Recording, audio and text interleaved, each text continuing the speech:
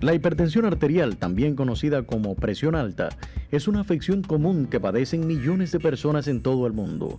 A menudo la hipertensión no manifiesta síntomas, por lo que es importante controlarla regularmente. Si no se trata, la hipertensión arterial puede provocar a edades todavía juveniles graves problemas de salud como enfermedades cardíacas, accidentes cerebrovasculares, insuficiencia renal y ceguera, entre otros trastornos. Pero, ¿qué avances existen en el diagnóstico y tratamiento de la hipertensión arterial? ¿Qué papel tienen los estilos de vida saludables en la prevención y control de la hipertensión arterial? Hoy en Mitos de la Salud dialogamos sobre la hipertensión arterial y sus complicaciones con Vivian García y una voz autorizada de la cardiología en Cuba. Gracias, Giancarlo, por su presentación y buenas tardes. Bienvenidos a Mitos de la Salud, el programa donde se dan la mano, mente y corazón. Esa voz autorizada que va a esclarecer cuestiones siempre importantes relacionadas con la hipertensión arterial es la del doctor Reiber Jesús Domínguez Pérez, especialista en cardiología y una persona que quiero aprovechar para agradecer enormemente su participación en el programa cuando ahora mismo está tan comprometido, no solo con su trabajo como médico especialista, sino con un importante evento que la próxima semana estará sucediendo en nuestra provincia de Holguín y que tiene que ver precisamente con el tema de la hipertensión. Gracias, doctor Reiber, porque en materia de cardiología, siempre que lo invitamos, usted accede con su gentileza a colaborar con nuestro programa. Así que bienvenido. Gracias por estar. Gracias a usted. Bueno, doctor Reiber, ¿qué es la hipertensión arterial? Nosotros hemos abordado este tema en otros programas, pero incluso ahora mismo estudiosos, investigadores, centros internacionales, pues plantean cuestiones novedosas relacionadas con la hipertensión arterial. Por eso le pregunto nuevamente qué podemos entender por hipertensión arterial y cuáles son actualmente sus principales clasificaciones. Bueno, hipertensión, presión alta. ¿Qué es lo que es presión? La presión es la fuerza que ejerce cualquier sustancia sobre otra que la contiene.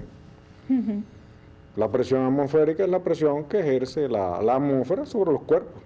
Esa es la presión atmosférica. La presión de la sangre es la presión que ejerce la sangre en la pared de los vasos que la contienen. Hay vasos que son arteriales, que conducen la sangre desde el corazón a todo el organismo, y otros vasos que son venosos, que traen la sangre que fue aprovechado el oxígeno de todo el organismo y lo devuelven al corazón para que ese proceso de expeler el dióxido de carbono y que entre el oxígeno ocurra, vuelve al corazón y el corazón vuelve a enviar la sangre por las arterias. Hipertensión arterial es el aumento de la presión sanguínea en las arterias por encima de los valores que se consideran normales. ¿Y cuáles son esos valores normales, doctor? Bueno, eso es un tema, es un tema sujeto a debate. En el simposio de hipertensión arterial, la primera conferencia que yo voy a ofrecer es sobre ese tema. Es decir, sobre si existe consenso internacional, y hoy no hay consenso internacional. Porque cambios en apariencia tan pequeños como 5 o 10 milímetros de mercurio, porque la presión arterial se acostumbra a medir en milímetros de mercurio. La presión, la unidad internacional de presión es el pascal, pero el milímetro de mercurio sigue siendo la unidad que se acostumbra a usar para medir la presión arterial. Cambios tan pequeños, y estoy hablando de cambios tan pequeños, que usted considere que es lo normal o lo anormal, por ejemplo, en las edades tempranas de la vida, estoy hablando de la niñez y la adolescencia, tiene un impacto enorme a largo plazo. Hoy se considera como hipertensión en el niño cuando las cifras de presión arterial son iguales o superiores a lo que se conoce como el 99 percentil para el sexo y la talla. Vendría siendo como el valor normal hasta el 99% de las personas. Y estrictamente normal, a partir de los 18 años, es toda presión por debajo de 120 milímetros de mercurio, la máxima sistólica, y de 80 milímetros de mercurio, la mínima o diastólica. El famoso 120 y 80. No, 120 y 80, el grado mayor de consenso que hoy existe, aunque no exista consenso completo en qué niveles comenzar tratamiento medicamentoso, sí lo hay con que la presión normal es por debajo de 120 y 80. ¿Qué significa presión normal? No es exactamente presión normal, sino que cuando la presión está por debajo de 120 y 80, el riesgo que se le llama atribuible a padecer a consecuencia de la hipertensión alta, complicaciones como infartos, insuficiencia cardíaca, insuficiencia renal, problema de la retina, cesa. Es decir, deja de tener efecto si usted mantiene la presión por debajo de 120 y 80, con 18 años o más. Pero esto que yo estoy diciendo es una versión compacta. Eso es algo un poquito más complejo. Porque esa presión que yo estoy diciendo es la presión que se toma en la clínica.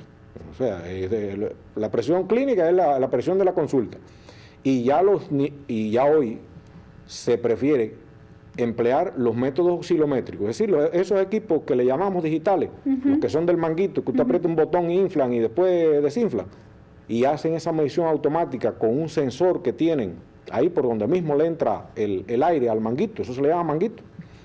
Ese es el equipo que hoy se acepta que debe de usarse de forma estandarizada, porque aunque la presión que uno realiza pudiera utilizarse como referencia, es mucho más sujeta a la variabilidad humana. Y esos equipos no, porque lo realizan de una forma estandarizada. Eso es hoy. Y hasta el día de hoy, la presión que miden los equipos digitales, nadie la acepta como válida. Pero eso, de la misma forma que hace un tiempo atrás, lo que hoy estoy diciendo, que es lo que se acepta como válido, no se aceptaba como válido.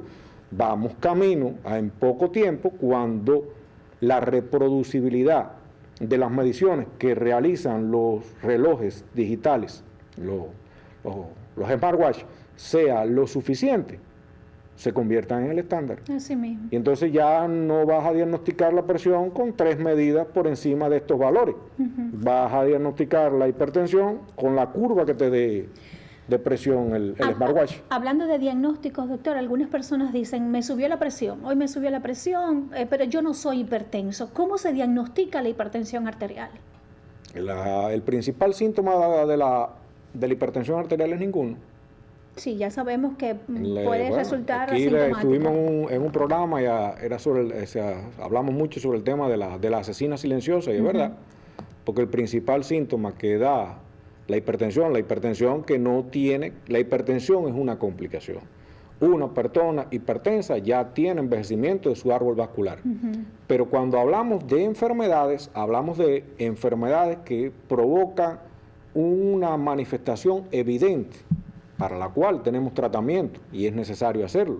Y me refiero a lo que estábamos diciendo antes, el infarto, la angina, la insuficiencia cardíaca, la insuficiencia renal. Lo que hace falta es evitar llegar allí. Entonces, en ese proceso... Para diagnosticarlo, o sea, estábamos hablando de diagnóstico. En ese proceso del diagnóstico de la hipertensión, lo primero es que la mayoría de las personas se le diagnostica un problema cuando acuden por algo que se sienten. Entonces, por eso se promueve que las personas nos tomemos a forma de pesquisaje con regularidad la presión arterial, porque la forma de diagnosticar la hipertensión es tomando la presión arterial. Esa es la forma. Tomándola, por supuesto, con cierta frecuencia, como usted dice, con habitualidad y en un horario casi parecido todos los días, ¿verdad? Puede ser, pero no necesariamente. Ya.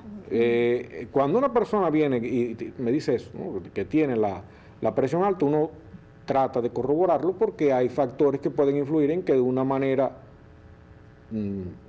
esporádica la presión suba bajo circunstancias exacto. extremos, podríamos decir. Cuando se diagnostica hipertensión idiopática, que yo creo que algunas personas han escuchado este término, ¿qué significa exactamente, doctor Reiber? Idiopática es enfermedad, patología, es lo que significa, o sea, patos. Eso viene del griego. Y idio es que tiene un origen propio.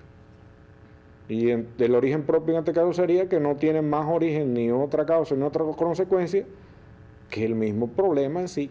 Y al decir que la hipertensión no somos capaces de identificar otra causa en otra enfermedad que produzca el aumento de la presión arterial, el problema en sí y la etiología de por qué le ha subido la presión a esa persona se desconoce, y la inmensa mayoría de las personas que padecen de hipertensión, la hipertensión que padecen es idiopática, incluyendo los niños. Quiere decir que no se conocen las causas.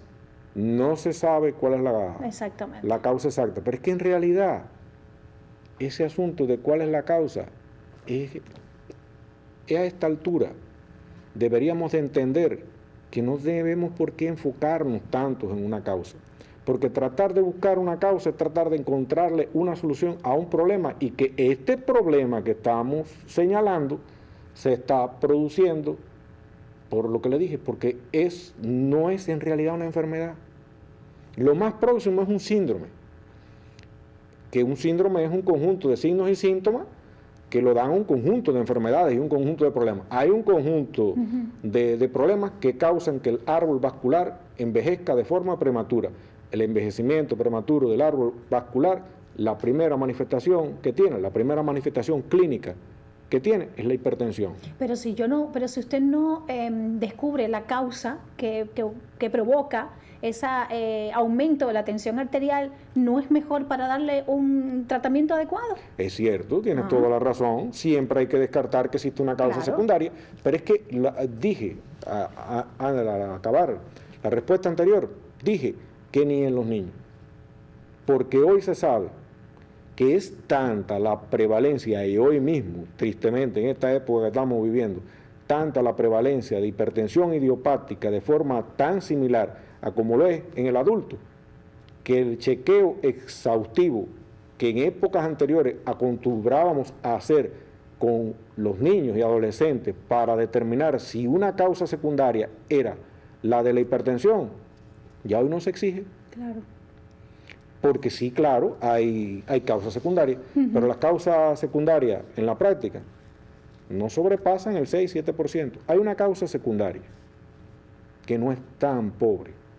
Hay una causa secundaria, pero a esta altura esa causa secundaria es tan difícil de desligar del mismo proceso de la hipertensión, que es bueno tenerla presente. ¿Cuál es la causa, doctor?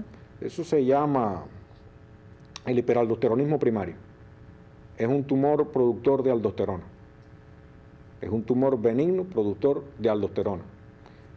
Y un % significativo de las personas que tienen hipertensión resistente, no es lo mismo resistente que refractaria, un % significativo de las personas que, a pesar de usar 3 medicamentos que, bien combinados, no logran el control de la presión, eso se llama hipertensión resistente. Un % de estas personas tienen un hiperaldosteronismo primario, tienen un tumor productor, un microtumor productor de aldosterona. Eso es una causa secundaria, pero no es tan secundaria, porque el proceso de la misma hipertensión puede favorecer que esto suceda.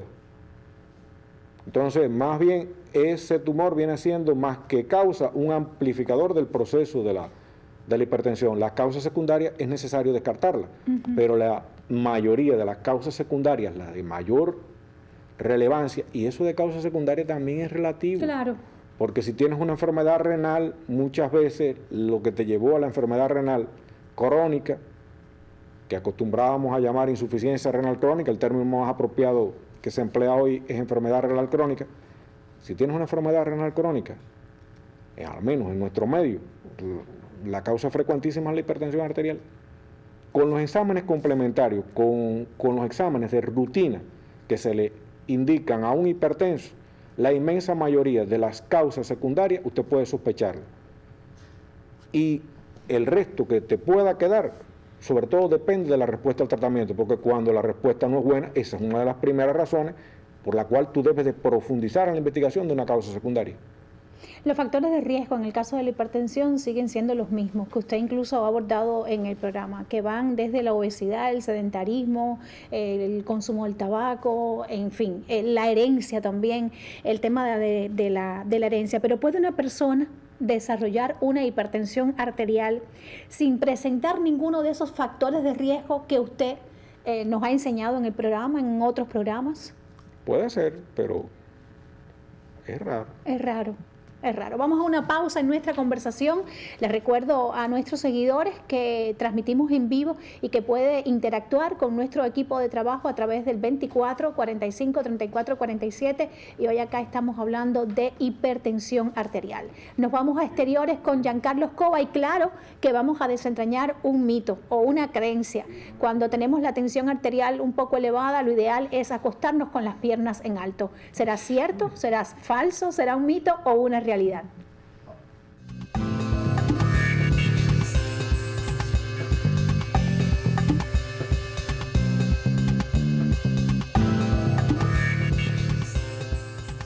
El saludo para ustedes en el estudio, también para nuestros amigos televidentes. Ya nos encontramos en exteriores para saber qué conocen las personas sobre el tema de la tarde relacionado con la hipertensión arterial. Acompáñennos. ¿Tiene idea de cuáles son los valores entre cuál número y cuál número debe estar la presión normal, la tensión? Tengo entendido que 120 y 80. La normal está entre los 120, 90 por ahí. La normal 120 con 80. La baja puede ser 110 con 70. Entre 80 y 120. Esa es la presión normal, universal. ¿Sabe medir la tensión arterial en casa? ¿Lo hacen? ¿Usted cómo lo hacen correctamente? No. ¿No lo hacen? No. ¿Qué hacen en casa para bajar la tensión arterial alta? Bueno, se toman medicamentos prácticamente específicos para esa tensión, que bueno, en mi caso, como es de presión baja, pues no los tomo. Agua de limón. ¿De limón? Agua de limón. Caminar, hacer ejercicio. Jugo de limón con agua, tomarlo, independientemente de mantener el que sea hipertenso, mantener las pastillas que le envía que le manda el facultativo y mantener a una hora adecuada, tomarse las pastillas y demás. ¿Cree que poner las piernas en alto baja la tensión arterial? Puede ser, porque mejora la circulación. Nunca lo he hecho. Ese método no sé exactamente. Sí, el poner los pies en el piso frío. ¿Cómo no? Sí, la bajo. ¿Qué cambios en el estilo de vida pueden ayudar a prevenir, a controlar la hipertensión? Bueno, a no comer mucho harina. El mucho estrés provoca todo eso. No comer con exceso de sal. Ejercicios físicos y una dieta adecuada. Distraerse. Hacer una dieta bastante correcta como está establecido.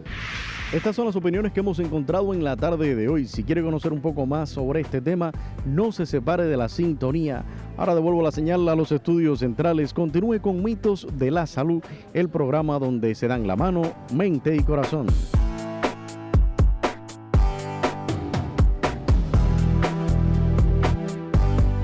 Interesante, y como dice el doctor Reiber, pues un pueblo oculto e instruido en torno al tema de la hipertensión arterial. ¿Cuándo debemos buscar ayuda de un profesional, doctor Reiber? No da síntomas. No da síntomas, exacto. Pero si usted tiene antecedentes en la familia, incluso una persona joven, su papá, su mamá son hipertensos, tienes abuelos hipertensos, debes de chequearte la presión con regularidad. Si tú eres hipertenso, tienes un tratamiento y empiezas a notar cambios en ti, debes de buscar auxilio. También, si de momento tienes un dolor de cabeza y ese dolor de cabeza, el dolor de cabeza típico de la hipertensión es aquí atrás. De hecho, es el principal síntoma de la hipertensión. El principal síntoma de la hipertensión es el dolor en la parte de atrás de la cabeza, en la región occipital. Menos mal. Ese es el dolor de cabeza que más se relaciona con la hipertensión, y el síntoma, dentro de los pocos síntomas que da la hipertensión, uno es ese. Mira qué bien, porque hay personas que confunden, o sea, hay dolores de cabeza en un lateral y lo relacionan con la tensión arterial elevada, es decir, que por lo general es en esta zona donde más duele. Sí. Ahora, doctor, algunas familias, y Giancarlo intercambiaba con las personas, o sea, cómo chequean la tensión arterial en casa. Algunas personas, usted sabe, tienen equipos FICMOS analógicos y también otros lo tienen digitales, como usted nos explicaba, pero no siempre saben hacerlo del modo correcto. ¿Qué recomendaciones puede hacerle? ¿Pueden los pacientes controlar la presión arterial en casa con estos equipos, profesor? Sí, está bien, eso está bien. Pero ¿cómo hacerlo? El equipo dice que la presión se debe de tomar en el brazo izquierdo, pero es indistinto. Es indistinto. Ahora, ¿usted recomienda que sea en el izquierdo? Yo acostumbro a hacerlo en el derecho. En el derecho. Pienso que la principal recomendación de hacerlo en el izquierdo es porque se supone que sea más fácil para la mayoría de las personas que somos derechos. El asunto estriba sobre la toma de la presión arterial, lo del asunto del horario del día que antes me dijiste. Eso lo mejor es tener múltiples medidas. La presión arterial clínica es 5 milímetros más. O lo que es lo mismo, la presión en la casa, lo normal es 5 milímetros de mercurio menos. Es decir, si la presión estrictamente normal, y eso estrictamente normal, insisto que es algo muy variable, porque depende del grado de daño vascular que tenga la persona. Y si la persona tiene ya un grado de daño vascular y tiene, por los años, por la rigidez propia del envejecimiento, de los vasos sanguíneos, o tiene complicaciones, llevarla a menos de 120 y 80, y también depende en el tiempo que se pretenda, puede ser nocivo. Pero la presión arterial tomada en la casa, lo normal es 5 milímetros de mercurio por debajo de la tomada en la consulta. O sea, la presión clínica y la ambulatoria, y la de la ambulatoria no, la del hogar, la que se toma en el hogar, la diferencia es 5 milímetros. ¿Qué significa? Que si usted puede conformarse al llegar a la consulta y le tomen la presión con tenerla en 120 y 80, pongamos, en la casa debe de sentirse conforme cuando tiene 115 con 75. O 110 y 75. No, por supuesto. Exacto. Pero es 5 milímetros de mercurio, lo normal por debajo de lo que se toma. Pero en el caso del paciente hipertenso que chequea, que tiene las posibilidades, ¿es bueno el horario, por ejemplo, de la mañana, una vez que se levanta, se asea, luego en la tarde? ¿Esos horarios? Entre más veces al día la persona se tome la presión arterial, mejor. O sea, no debe restringirse a un horario determinado, porque la presión varía durante el día. La presión que más se aproxima a la que la persona tuvo estando dormido es la que tiene al levantarse.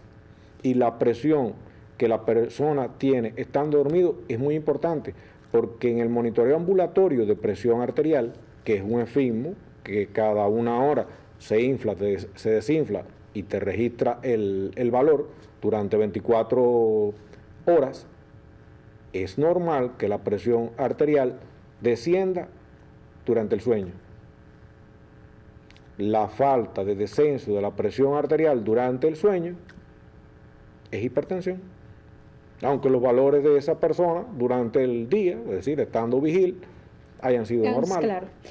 ¿Cómo explicaría el proceso, doctor Reiber, desencadenado por la hipertensión arterial, el cual termina dañando, como usted nos decía, el corazón y otros órganos del cuerpo como los riñones?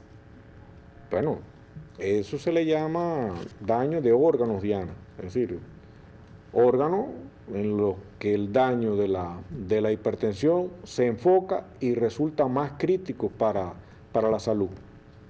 Pero según el concepto de que la hipertensión es un proceso de daño vascular generalizado y evidencia de envejecimiento prematuro, al estar constituida la hipertensión, todos estos órganos ya están dañados.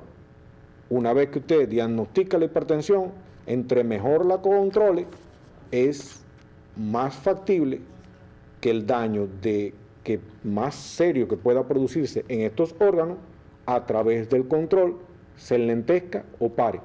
según el grado de control que usted logre y todas las otras medidas, como bien hablaban los entrevistados, que la persona tome para mejorar su salud. Nos restan apenas 3 minutos para que concluya la emisión en sí mismo.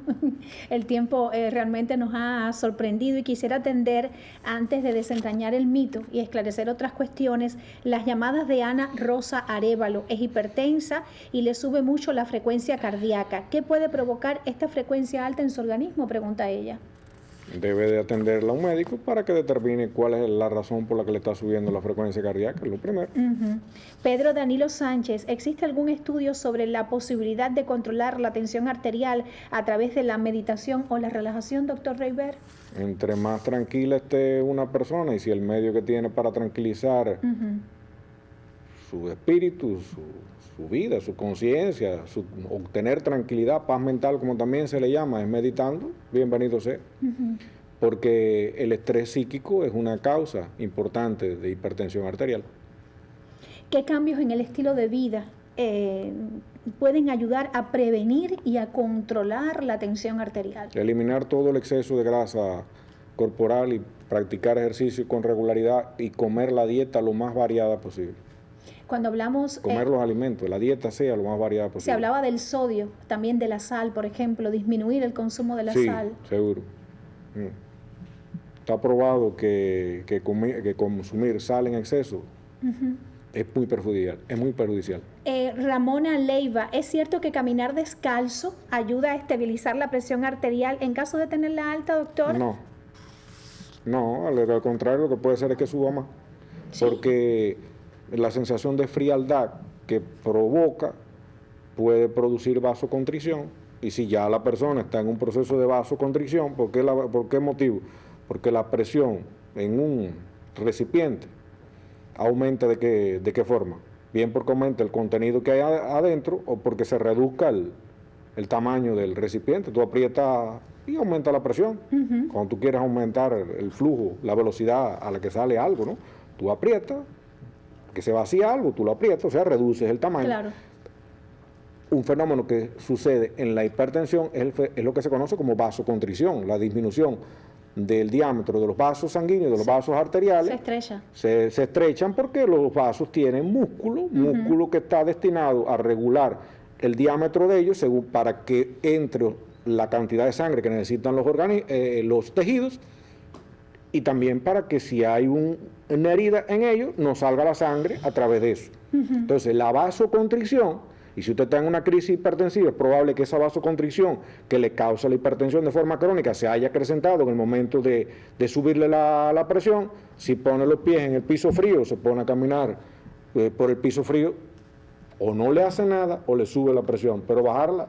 No, entonces eso es otro mito. En cuanto existe, le digo, porque hay personas porque parece que a alguien se le metió en la cabeza que si es como los pararrayos, ¿no? Que viene el rayo y se va a la corriente de tierra. Entonces esa mala energía que te tiene la presión alta va ahí en contacto directo con el piso, el suelo. Se va por ahí. Ahora, ¿es cierto o falsa la creencia, doctor, de que cuando tenemos la tensión arterial, muchas personas te recomiendan acuéstese y ponga las piernas en alto? ¿Esto es cierto, es falso, un mito o una realidad? Brevemente, doctor. Falso. Al contrario, si tienes un desmayo y te baja la presión, una buena medida, o sea, que puede ser que te haya bajado la presión, una buena medida, una persona que usted ve que se desmaya es acostarle y levantarle los pies. Cuando se tiene la presión baja. Sí, que se supone que una persona, una de las razones por la que haya perdido el conocimiento o haya tenido un desmayo, sea esa. Eso se puede hacer. Pero en la presión alta no. Lo que estoy diciendo, lo que puede pasar es lo contrario, que le suba más, pero bajar, no. Doctor, brevemente, antes de la despedida, ¿qué avances recientes se han producido en el tratamiento para la hipertensión arterial? Doctor, yo sé que de estos temas se va a hablar en el evento y nosotros nos encontraremos en próximas emisiones, pero ¿qué avances hay en este sentido, doctor?